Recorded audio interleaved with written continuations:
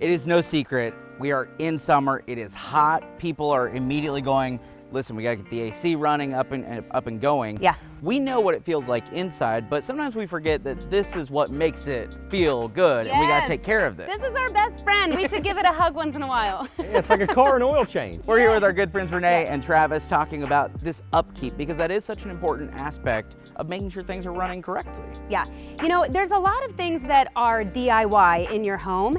And so people ask a lot, like, what can I do myself to save some money? Maintenance is the first thing that always comes up. So when you look at this unit, for example, it looks fine. Right. It doesn't look like it needs anything done to it. And so a lot of people will think that maintenance is not important. But as you'll see over where Travis is, it's very important. So the DIY part is people will take a hose or a power washer and they'll try to wash out their air conditioner. What happens? I don't know if you can see the fins. It is a little dirty, but these fins, they're not super fragile, but they cannot take a pressure washer. And what happens is the spray bends them over, flattens them, and then we can't get the air transfer through. And your heat that's being pulled out of your house circulates in and goes right back in. Oh my gosh. Yeah. So yeah, we had a homeowner send us a picture and it was destroyed. They had to get a new unit. All from using a power washer or even a hose on like a full jet stream. Yeah. And you don't want to go at an angle. You can go at an angle down, Okay. but you can't go at an angle sideways. Yeah. Because it's going to bend It's those. going to bend the fins because they're Wow. aluminum. We know people want to DIY some things. Yep. Are there things that we can DIY? Are there parts in this that we can do ourselves, take care of, things like that? You really want to think more about like changing your filter, changing the batteries in your thermostat, making sure that a breaker's not off or something like that. But when it comes to actually changing parts in your air conditioner, sometimes, you know, you may go online and it's like, oh, it's easy to change X, Y, and Z, but there are so many wires. You get inside an electrical component and say you forget to turn power off, the disconnect, or you think it's off. Or Yeah. you don't know what that is. Or you don't know what it is. Yeah, which is also true. Yes, Yeah. it's a funny story. It wasn't so much a DIY, but then my stepdad tried to DIY his mistake. He cut the low voltage wire, took out the transformer, took out his thermostat. Oh my gosh. And he lives 75 miles away. So Yeah. I had to go down, and he got shocked in the process.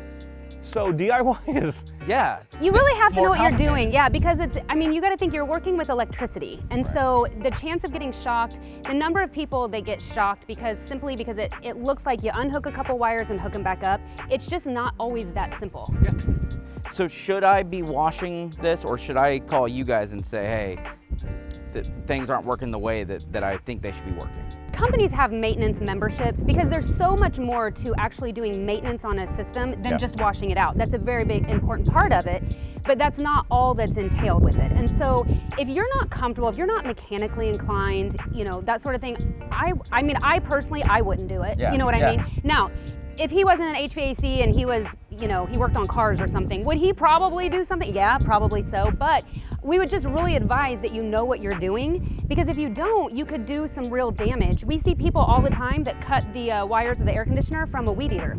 And so even like, you think like DIY, I don't want a lawn company to come out, I'm gonna mow my grass and weed eat, and then they'll cut the wires on the air conditioner. Well, and if you don't know anything about these and you don't know what those wires are, you may go, oh, no big deal, got the weeds done. Yeah. And now you've created a real And issue. it's 80 in your house. Yeah, yeah. And you could also have an underlying problem that's not just from condenser coil being dirty.